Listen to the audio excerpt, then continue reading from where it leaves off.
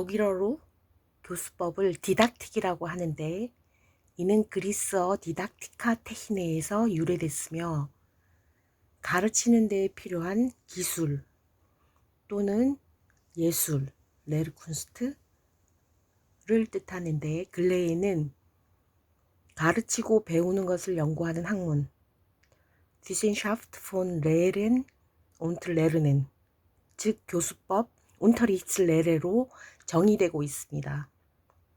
여기에는 언어 습득 Spracherwerb, 언어 수업 Sprachunterricht 이외에 독일 문학 Literatur, 그리고 문화 Kultur 등을 포함하고 있습니다.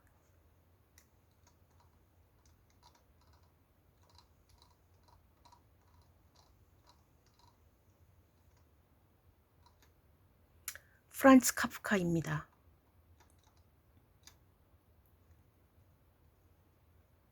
프란츠 카프카는 1883년 태어나서 1924년에 작고했는데, 체코의 프라하에서 태어난 유대계 독일 작가로서 현대사회 속 인간의 존재와 소외, 허물을 다룬 소설가입니다. 그는 비현실적이면서도 현실적인 상황 설정 속에서 인간의 존재를 끊임없이 추구한 실존주의 소설가로 널리 알려져 있습니다.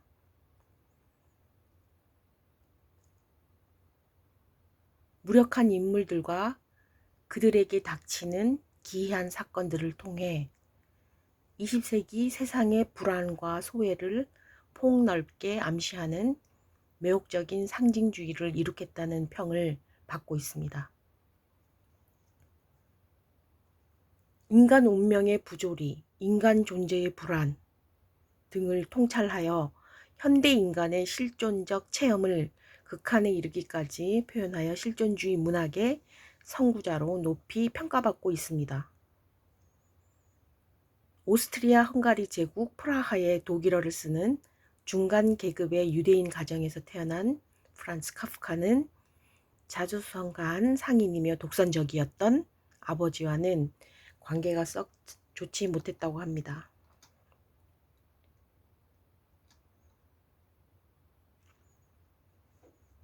독일계 고등학교를 거쳐 1901년 프라하 대학에서 법률학을 공부를 했고 법학 박사학위를 받았으며 졸업 후에는 법원에서 1년간 시보로 일했습니다. 프라하에 있는 보험공사로 직장을 옮겨 은퇴하기 전까지 일했습니다. 그 사이 훗날 카프카 전집의 편집자가 된 막스 브로트를 알게 되어 문학에 대한 정열이 더욱 뜨거워졌으며, 그래서 단편 어떤 싸움의 기록 베슈라이붕 아이네스 캄푸스, 시골의 결혼 준비 호흐자이츠 포베라이투겐 아우프뎀란데 등을 썼습니다.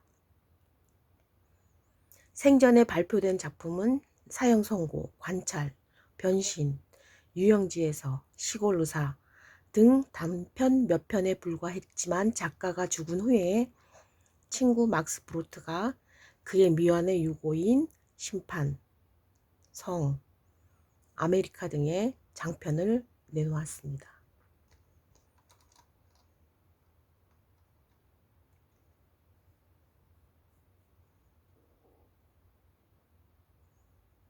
우리가 읽어 내려갈 다스 우어타일 판결의 주인공은 게오르크 비데만입니다. 게오르크 비데만은 아버지의 사업을 물려받아 고향에서 일하며 부잣집 여자와 약혼한 사이입니다.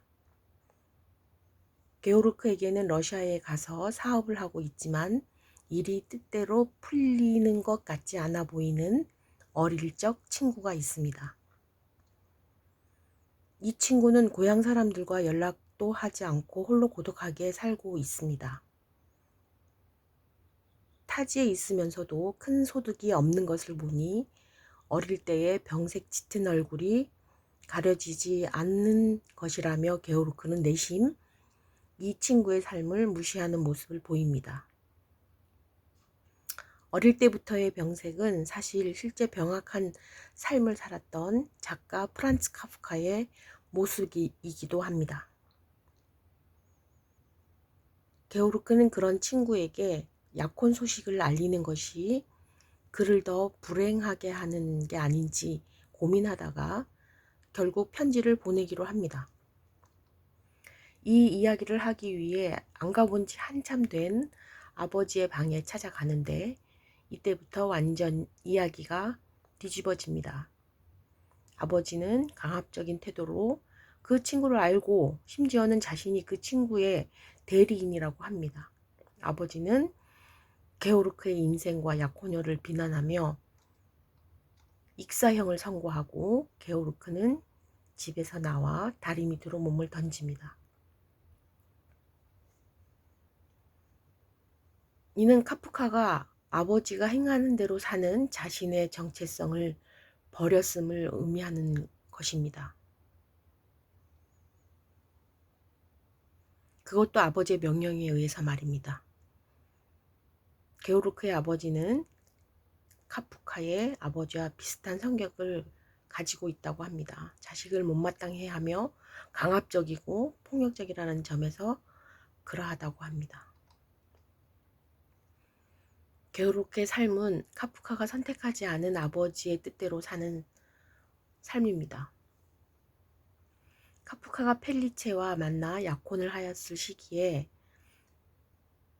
다스 우어타일 판결을 썼고 이를 그녀에게 헌정했습니다. 판결에 나오는 아버지는 카프카의 아버지와 많이 닮아 있는데 카프카의 아버지 또한 자신이 평생 이뤄놓은 사업에 관심 없는 카프카를 비난했다고 합니다. 카프카가 판결을 낭독했을 때에는 여동생들이 완전히 아버지와 카프카가 이야기라고 했을 정도라고 합니다.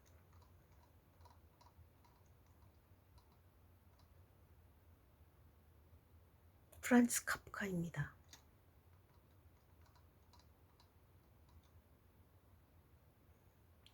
Das Urteil 판결. Eine Geschichte von Franz Kafka. Vier Fräulein Felice B. 배는 바우어의 이니셜이고요. 펠리스 배를 위한 프란츠 카프카의 이야기.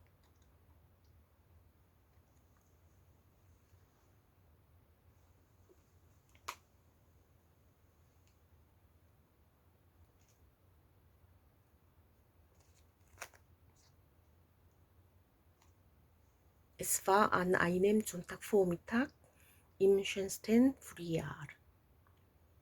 때는 가장 아름다운 봄 일요일 오전이었습니다.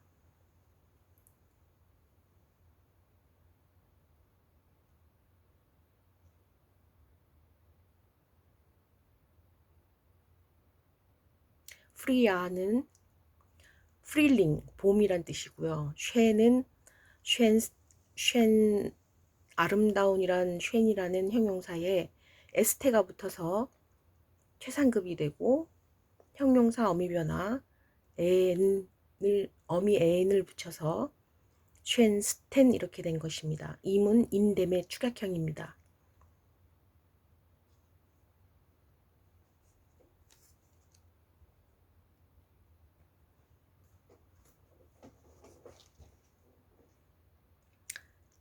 이 문장 첫 문장에서 안과 인이라는 전치사가 있는데 안은 하루의 일과를 나타낼 때 쓰이고 인은 주, 월, 연을 표현할 때 인을 사용합니다.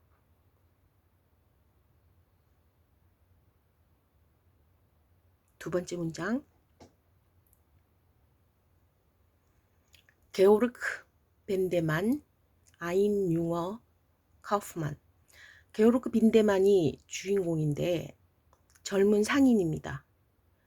그러니까 빈데만이 카우프만이고 카우프만이 빈데만입니다. 자스 앉아 있었다. 인 자이넨 프리바트츠머 어디에? 그의 개인 룸에 앉아 있는 거예요. 그 개인 룸은 어디에 있느냐면 임 에어스텐 슈토크 첫 번째 층에 있는 개인 자신의 개인 방에 게오르크 빈데만은 앉아 있었습니다. 이 슈톡이라는 단어 다음에 아이네스라는 입격이 나와 있고, 그 다음에 der niedrigen leicht gebauten Häuser. der는 호이저에 속합니다.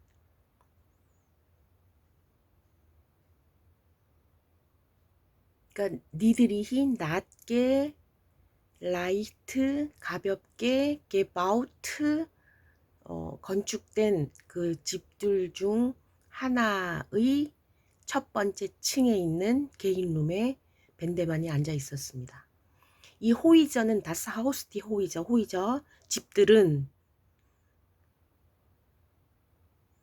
엔틀랑 데스 플루세스 강변을 따라서, 여기서 D는 관계대명사 디 호이저를 받습니다.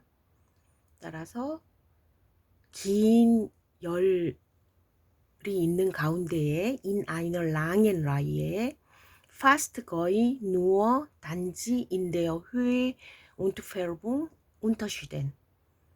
in der Höhe und Färbung은 높이와 색채에 있어서 이런 말입니다.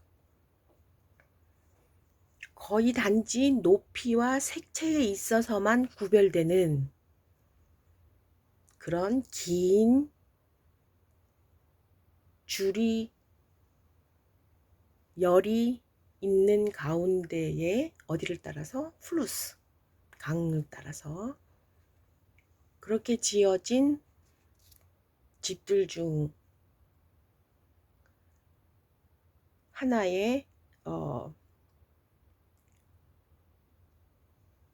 방에 이제 빈데만이 앉아 있는 것입니다. 언제?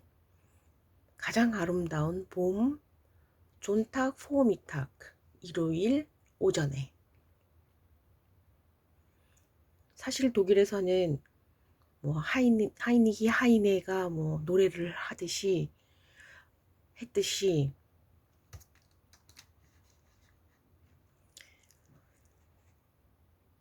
봄이 제일 아름답습니다.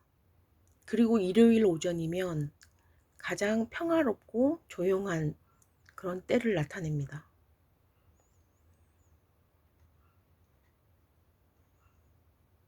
그 다음에 운터쉬된 다음에 나오는 지 힌소겐.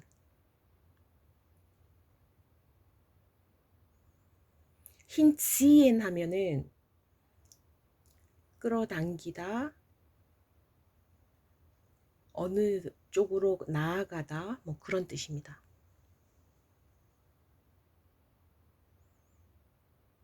그쪽으로 나 있는 집들 가운데에 1층에 개인 룸에 앉아 있다는 것입니다.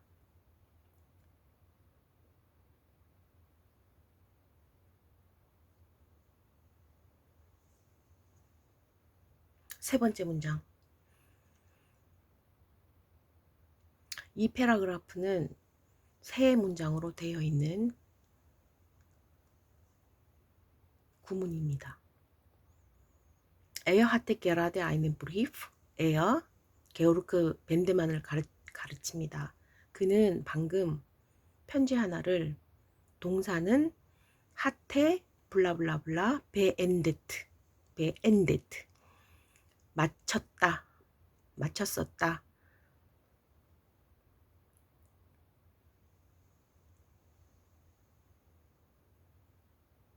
과거 완료로 되어 있는 문장입니다. 편지를 방금 끝마쳤다. An einen sich im Ausland befindenden Jugendfreund. 그러니까 임 아우슬란트는 외국에 이런 뜻이죠. 외국에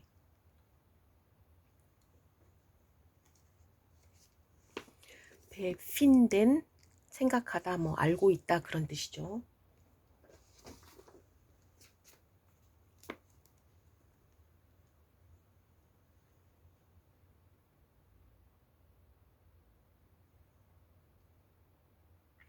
sich befinden, 제기동사로 쓰이면 어디에 있다, 뭐 어떤 상태에 있다 이런 뜻이 됩니다.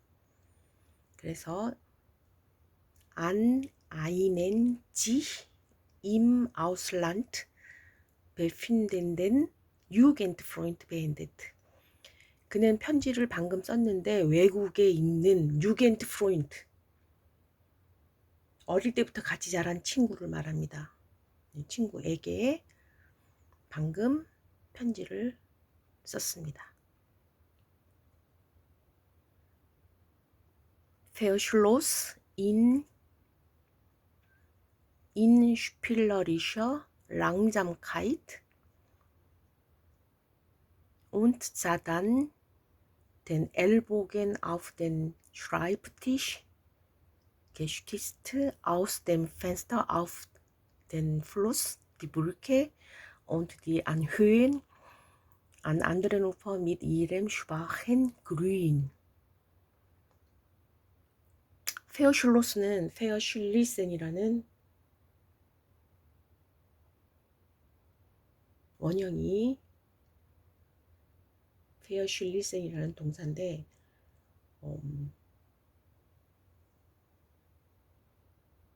타동사로는 가두다, 넣어두다,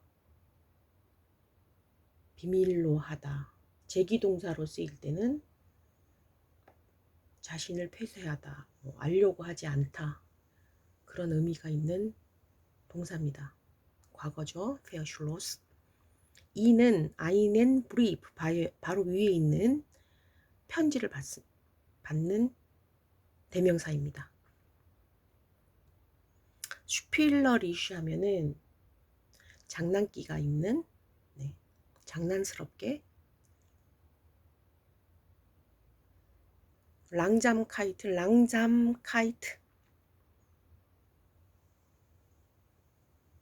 느리게.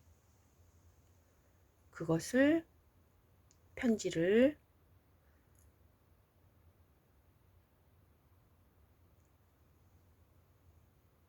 닫는 거죠. 편지를 봉합니다. 봉했다. 페어슐로스의 주어는 에어입니다. und 그리고 주어는 에어입니다. 자, 보았다. 단, 그리고 나서 보았다. 무엇을 보았느냐 하면 den Ellbogen auf den Schreibtisch gestützt, 괄호 안에 넣어버리고 aus dem Fenster, 창문 밖으로부터 auf 이하를 본 겁니다. auf den Fluss, die Brücke und die Anhöhen.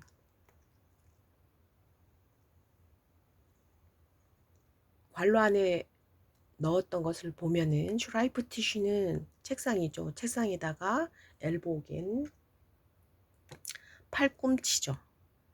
책상 위에 팔꿈치를 고이고 펜스터, 창문으로부터 들어오는 풍경을 말합니다. auf den Fluss, 강, die Brücke, 다리, 그리고 die Anhöhen, 언덕을 말합니다. 안회엔 언덕들이겠죠. 복수. 어떤 언덕들이냐면은 mit ihrem schwachen Grün, 그린이 초록색인데 schwach는 약한이란 뜻이거든요. 원래 연두색을 표현할 때는 hell green 뭐 이렇게 사용을 하는데 schwach라는 단어를 선택한 거 보면 본인이 어떤 나약함 뭐 이런 거를 내포하고 있지 않나 느껴집니다. schwach한 어떤 초록색.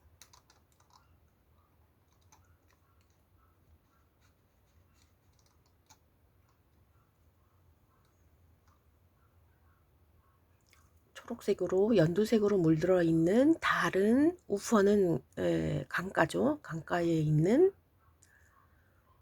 강, 다리, 뭐 언덕들을 창문을 통해서 동사가 자예요. 바라보았다.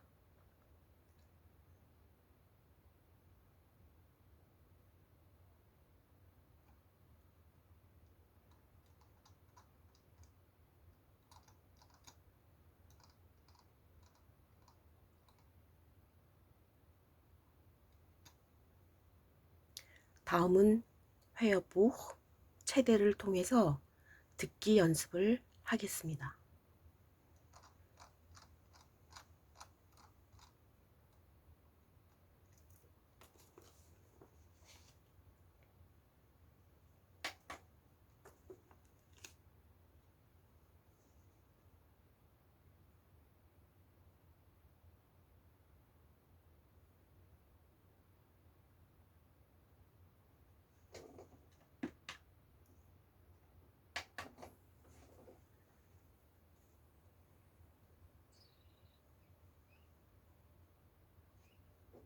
Das Urteil von Franz Kafka.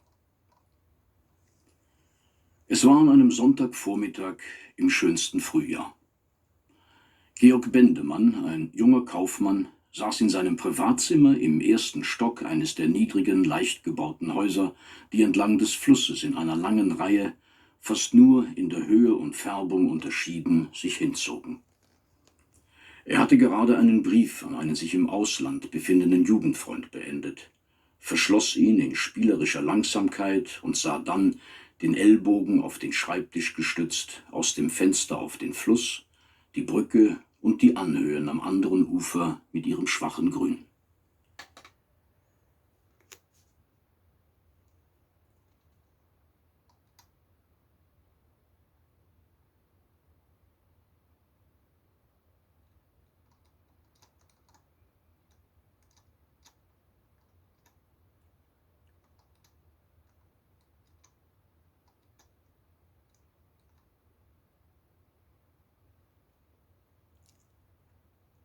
단어 설명입니다. In der Höhe und Färbung, 높이와 색채에 있어서. hinziehen, 타동사로 끌어당기다, 자동사로 나아가다. befinden, 타동사로서 인정하다, 생각하다, 제기동사로 쓰일 때는 어느 장소에 있다, 어떤 상태에 있다. Jugendfreund는 소꿉동물을 말합니다. Verschließen은 가두다, 비밀로 하다. 브리프를 편지를 Verschloss 했다 그랬잖아요. 네. 브리프를 편지를 넣어두었다. 그다음에 엘복에는 팔꿈치, 슈티tzen 타동사로서 받치다, 편들다. 제기동사로서는 의지하다, 기대다. 안회에는 언덕, 고지를 뜻합니다.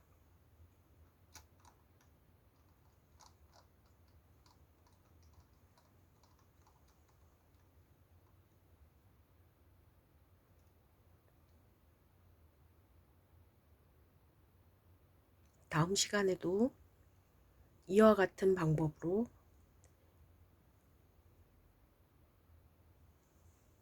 원서를 아날리지는 분석하고 verstehen 이해하다. 이 두 가지가 가장 중요한 것 같습니다. 계속해서 원서를 읽어 나가도록 하겠습니다. 감사합니다. Danke.